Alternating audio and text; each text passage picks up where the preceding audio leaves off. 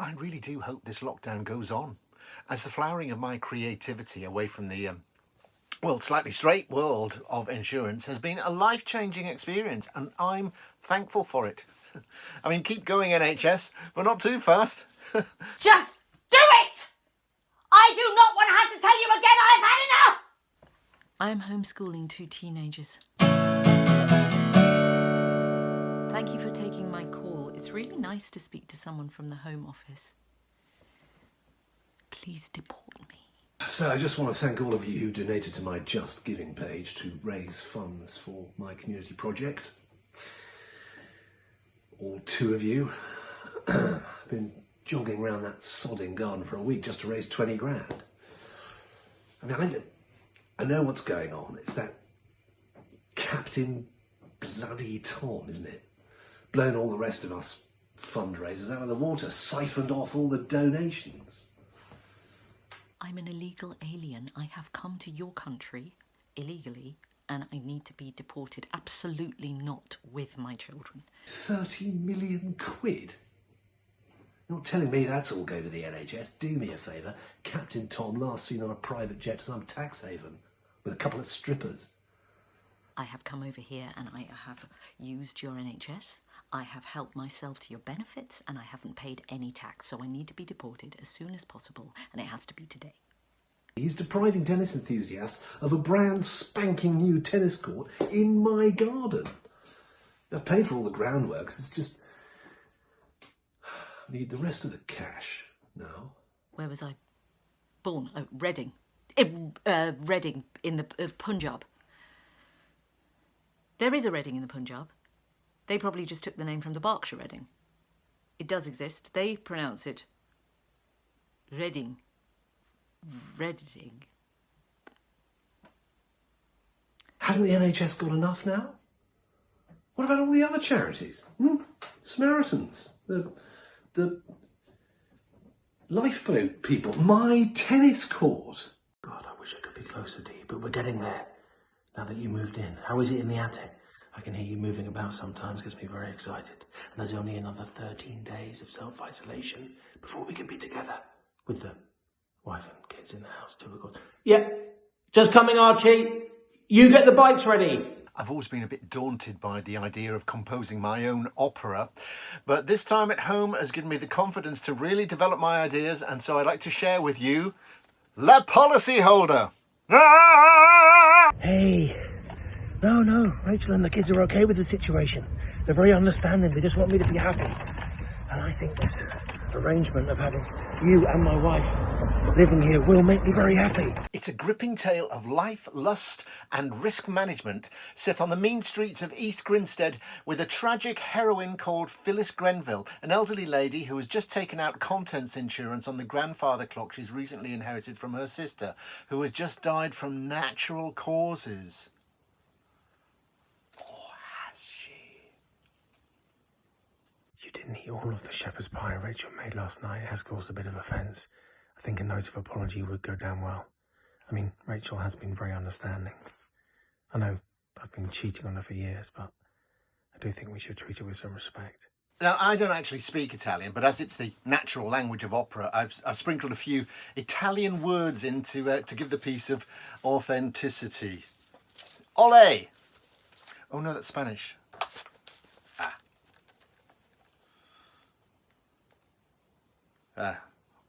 Ole again. Yep.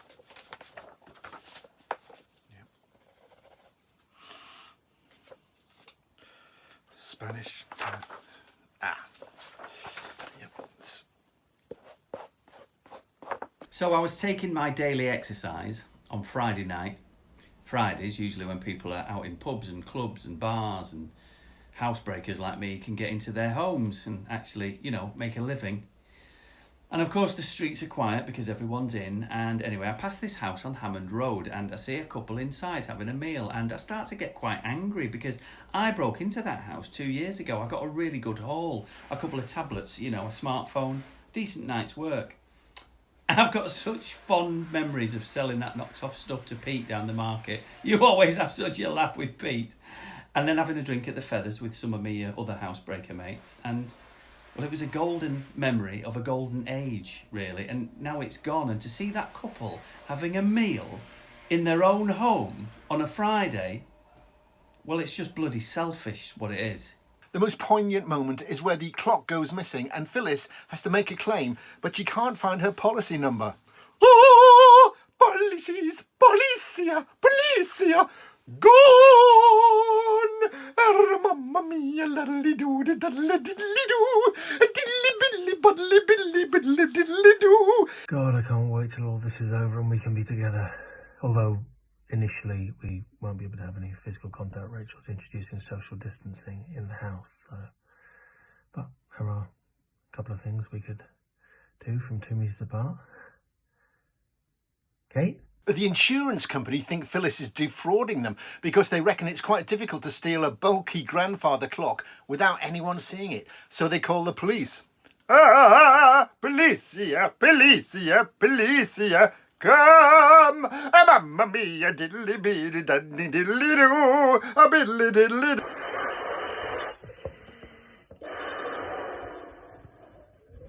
Hi there. Ollie's turning 7 on Sunday, so we're going to have a little party for it.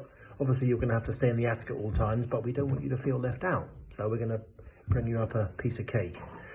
Oh, have you got a new perfume? I mean, I like it, but Holly says it smells like an old woman has weed herself.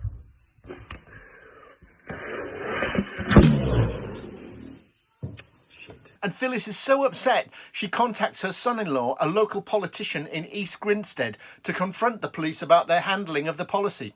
Politico, policio, policio, politico, policio, policio, no good!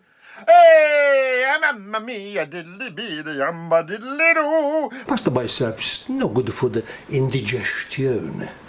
You need a bloody roughage of fruit and veg, matey. Yeah, vitamin C. It's a bare necessity. Oh, I grow on the allotment. All sort of stuff, eh? I win the prize for my ginormous marrows at the village fete. Oh, I grow marrows like this big, bloody massive. Whopping great bloody marrows like this. Whoa.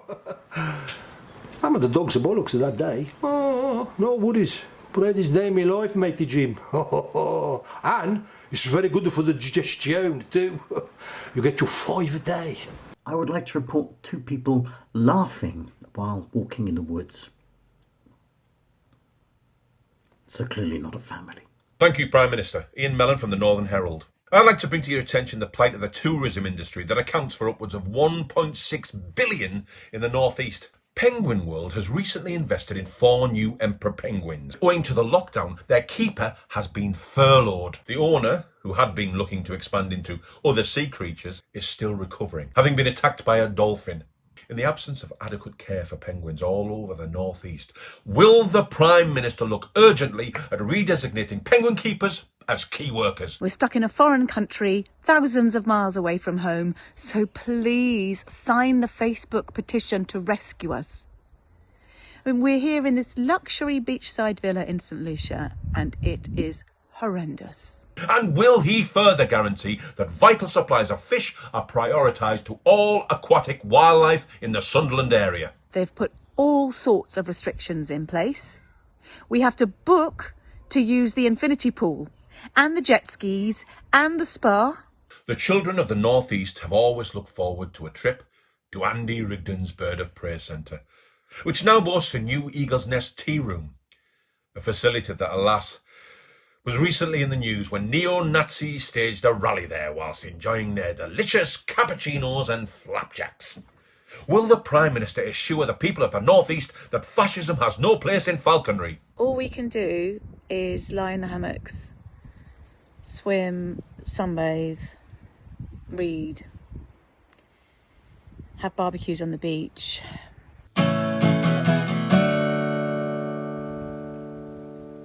Watch TV and party.